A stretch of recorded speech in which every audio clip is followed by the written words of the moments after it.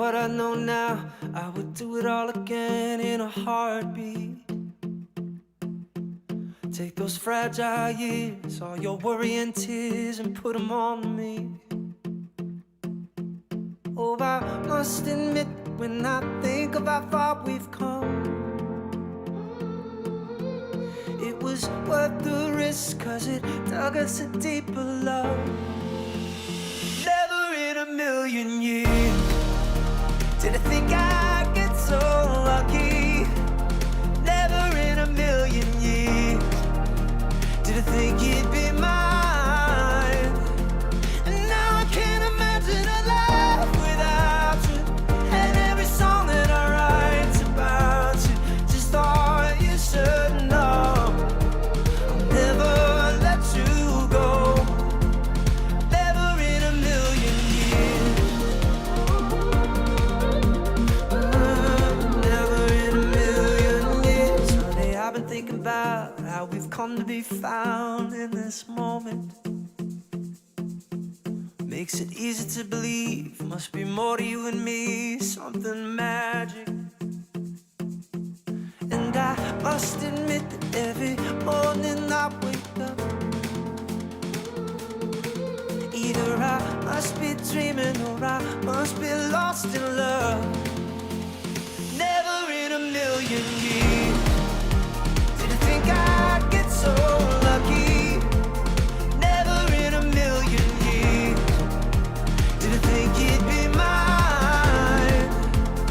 Now I can't imagine a life without you, and every song that I write's about you.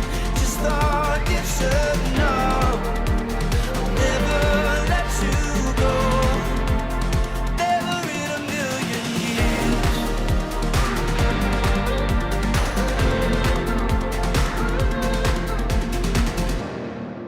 Never thought life could be so good, but it's so good with you. Never thought life could be so good, but it's so good with you. Never thought life could be so good, but it's so good with you. Never thought life could be so good. Never in a million years did I think I'd get so lucky. Never in a million years did I think you'd be mine. And now I can't imagine a life without you, and every song that I write's about you. Just thought you should know I'll never let you go. Never in a million years.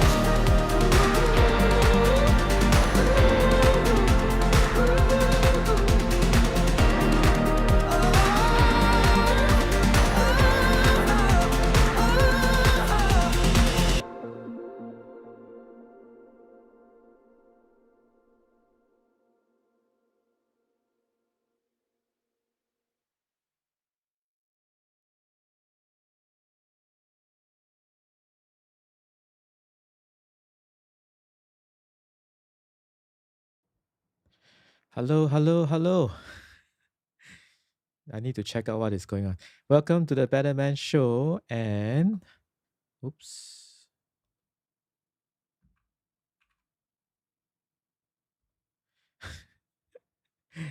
I have been adding more cameras to the set, so sometimes when I switch it on again, it doesn't go to the right cameras. Hi, welcome to the Better Man Show. Thank you for joining me once again. And if we are friends, shouldn't surprise you that you know my name. But if we're not friends, hi, I'm BK. Everyone calls me BK. It's just a short form for my name. It's much easier for everyone to remember. And if you're wondering what this is all about, we are on. You see, I'm so excited. I'm choking on my own saliva.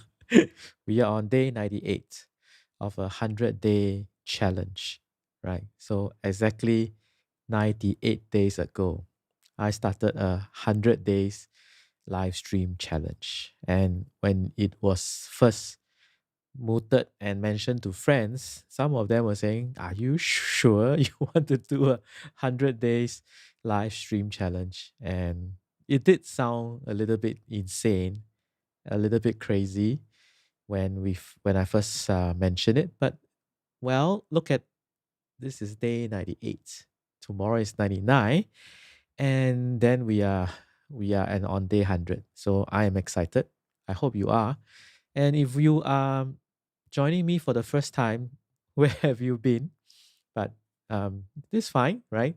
So thank you for joining me on day 98 of a 100-day challenge. Wherever you are hopping, I mean, wherever I'm popping up on your radar, because I am also testing this live stream to several platforms, just drop me a comment and let me know where I am showing up on your radar, right? Thank you so much. I have gotten comments from all places, right? Of course, Facebook, YouTube is common. Periscope, I gotten some comments from there as well. So that's quite interesting. Periscope is a platform by Twitter. Unfortunately, I think they are going to shut down Periscope pretty soon. I'm guessing that they are going to move the video portion or the live streaming portion. I'm not really sure whether Twitter will ever do live streams because Twitter was always a 140 character kind of place, right? Now, obviously, it's a bit longer than 140 characters, but well, I mean, who knows, right? So, today I want to talk about what is a Zettelkasten and why should you know about it. It's in totally in the spirit of what I've always believed in, which is that when you teach something or when you have to show something to another person, it deepens your own understanding even more. So this has been a topic that I've gotten very interested in. So in the hope that when I share this with you, hopefully it brings it up. I mean, it kind of interests you at the same time, because I think it's a fascinating area of interest. But at the same time, it will also deepen my own understanding and appreciation of it as I share this with you, right? I kind of remember a story where, or I remember reading about the fact that our brain, every single day, we probably lose a couple of million brain cells every single day, right? But the interesting way that the brain works is that it makes multiple connections to one single uh, node, for example. So one node may be connected to multiple connections. And then there was this, a story where a person was unfortunately involved in a major car accident, and part of the brain was damaged, and because of that damage, part of the um, storage or vocabulary for certain words was stored and therefore lost. So for the life of him, for example, he cannot recall the word knife. So the part that stored the word knife was damaged. But he can say things like, the thing that you use to cut, the sharp object that you use to cut, the tool that is in the kitchen. So all the connections to that idea of a knife is still present in the brain, but everything else about the knife, the word knife, has been damaged, right? So that's how our brain works, and it makes multiple connections, which is what brings me to my interest in the Zettelkasten, because it's kind of like a very popular movement now on personal knowledge management, or something called the second brain. The word Zettelkasten literally means notes in a box. Notes in a box, right? So your goal is to create notes in a box. So um, this is Nicholas Luhmann. He is he by training, so he is the guy who kind of coined the I mean, he made popular this concept of the Zettelkasten. So he coined the phrase. He's a law degree graduate by training, but he is very interested in sociology. And because of his implementation and use of the Zettelkasten, he was able to publish 2 books in his career every year. 2 books. some of us have not even published one. He publishes two every single year in his academic career, right? So that is fairly fascinating. So he made popular this concept called the Zettelkasten, which literally means notes in a box, or some people call it a slip box, right? So these are some of his notes that you can see on the screen now, right? And the concept behind this, I'll talk a little bit more about it, is that so these are literally his notes. And back in the day, there were no digital format that we can make use of like now. He literally had like 3x5 cards, and his concept is you write a single note, a single idea. You capture a single idea on every note. But the key is in the categorization and the linking. Actually, not so much of the categorization, but the linking between notes. Because what you want eventually is to be able to link your ideas together, much like what I was sharing just now about how the brain in a note is connected to probably multiple ideas. So even though the person who had that brain injury cannot for the life of him remember the word knife anymore, but he can still remember he still understands the concept of an object that is sharp, made of metal, can cut, used in cooking, used in the kitchen, for example, right? So his brain has made connections to all these concepts around it, right? So these are the notes. And you can see another picture of him here over the course of his career, why he was such a prolific writer and author of books is because he was not only consuming content, but he was able to have a system whereby he could um, write down his ideas that were gleaned from these books that he was reading. And then when he wanted to publish something or a book, right, then that is how he used his system to draw ideas, draw out inference, draw up connections, and created content from there. So that is a nutshell what the Zettelkasten is, right? So let me just quickly go over some key ideas about the Zettelkasten. Let's see. So essentially, like I said,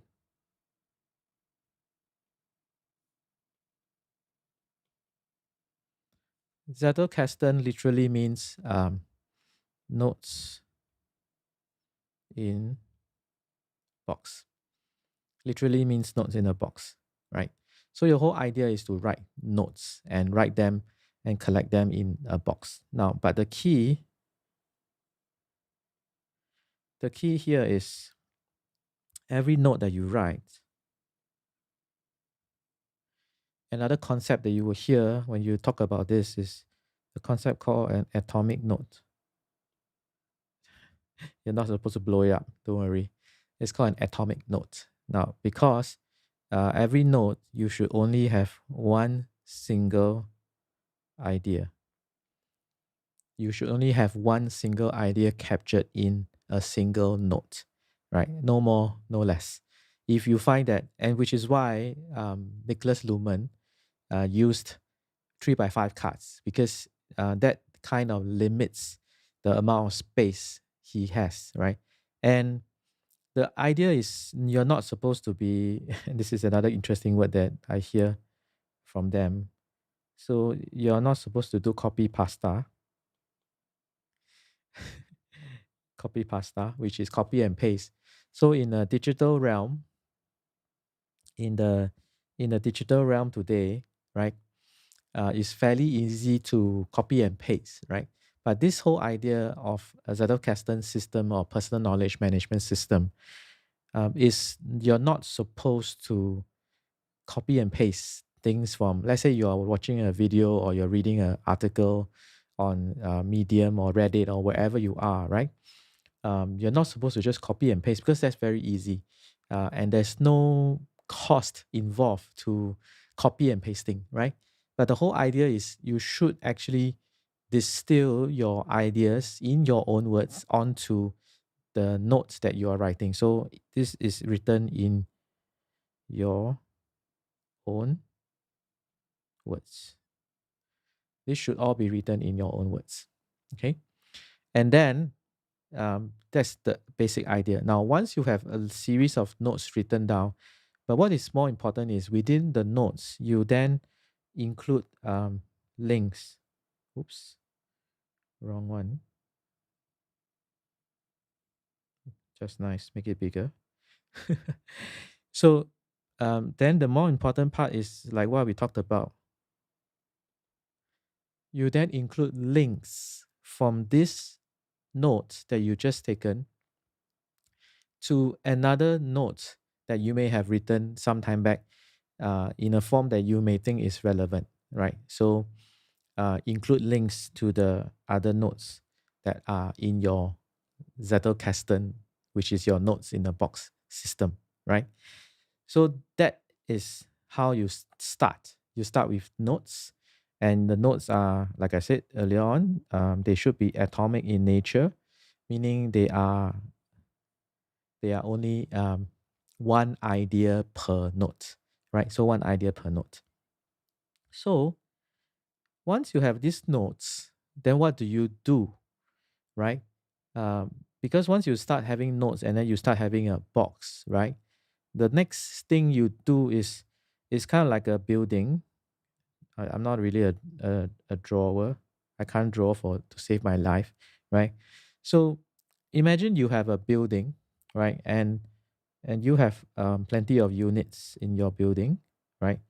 So these are all doors that leads to different rooms in the building. And inside each room, there might be a box of notes for yourself, right? And what they like to do inside the notes, right? So if this is a note, if this is one of your Zettelkasten notes, right? And then you have links inside your notes. And what they also like to do is to have what is called a hashtag, right? And a hashtag is like a door. A hashtag is like a door. So say you are so for example, like right now, let's say I am getting uh, more interested and learning more about this whole thing about PKMs, which is personal knowledge management, as well as a Zettelkasten, right? So I could actually have a hashtag in all my notes with regards to this concept, and I write down something called Zettelkasten, right? I could, right? And anything new or anything I learned and gleaned from this concept, I could hashtag it with Zettelkasten, and then it kind of get categorized here, right, in the system. So whenever I want to create or I kind of want to dive deeper into a certain topic, and so I go behind door number this one 6, for example. So behind door number 6, which is hashtag Zettelkasten, are all the notes that I have written or gathered around this subject matter called Zettelkasten, right? Now, why I kind of said that this is important for us in these days when, let's say, you are trying to be an author, you're creating video, on social media, you're a video creator, content creator, you might be a live streamer or anything, or you're even if you're doing TikTok, for example, right? You may need to generate ideas now. So when you are running short of ideas, you could jump into your Zettelkasten and then look at, okay, today, which door should I look at, right? Which door should I look at to produce content on for day 99 or day 100 or whatever is the challenge that you are doing, right? Now, interestingly, because you have the links that you are making in each note, so you could have opened door number 6, which is the Zettelkasten door. But door number 6 could have been linked to this door over here, which could be a totally different concept altogether, right? And but because one of the notes inside door number 6, the Zettelkasten door, you also made a link to another door which opened up a whole new area, and then you suddenly realize that, oh yeah, maybe I should do a video, or maybe I should do a TikTok, or maybe I should do a live stream about this concept instead. and that's how you go down a journey of discovering and uncovering. And in fact, the term they like to use is called stumbling. So you are stumbling onto a new idea, and you never know where it goes, right? It's kind of like Alice in Wonderland, and you go down a rabbit hole, but in this case it's a very good rabbit hole. And then you stumble upon new and interesting things, right? So this is essentially the Zettelkasten in a nutshell. Now, some other technical part about it is that usually they also do recommend that if you have gotten your ideas from, say, a book, then it's always good to have the bibliography, right, of where where the ideas came from, so that if you need to uh, give credit to, then you know how to do it very easily. So this is essentially the Zettelkasten system in a nutshell. Now, it's great for students, obviously, academics, and even like today, if you are a digital marketer, digital content creator, I kind of think that this is a great system as well, because like what I just shared just now, you can literally explore what is behind door number one or door number two, and create a video content around it, right? So that's why I find it fascinating. So I kind of just also wanted to show you. Let's see.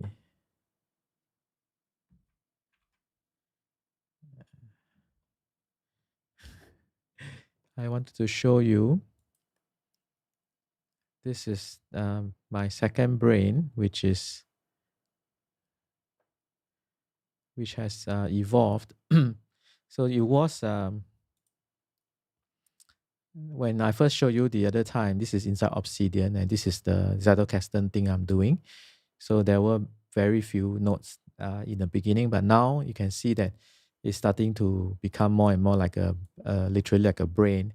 And you see, you're starting to notice that some nodes become bigger because there are more links to it, right? There are more links to it. So these are all nodes with more links to that particular node, right? And this is what we call the graph view, right? So the graph view, it shows you all the various nodes. So I'm not going to click into them because some of them are personal journal entries, personal journal reflections, right?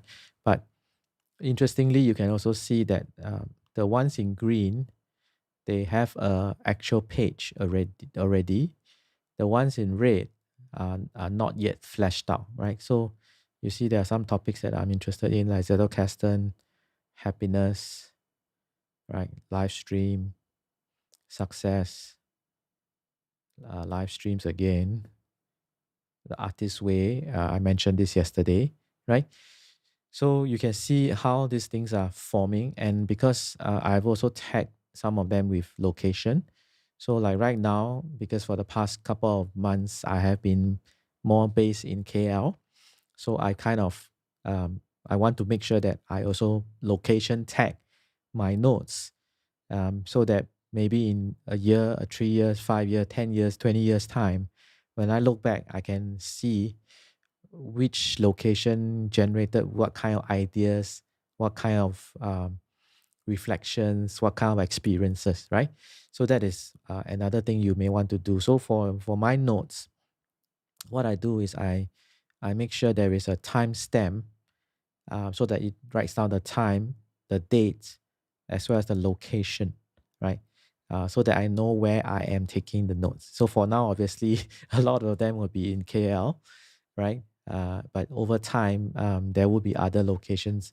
Um, Less than a year ago, this would have been a mixture of places, because in a single month, I'm typically probably 2 weeks in KL, 1 week in Thailand, another week maybe in Hong Kong, Taiwan, or Philippines, sometimes Australia, and then I'm back in Singapore. So less than a year ago, that would have been, if I started the notes taking less a year ago, then you would have seen location tags for various places because that was what I used to do.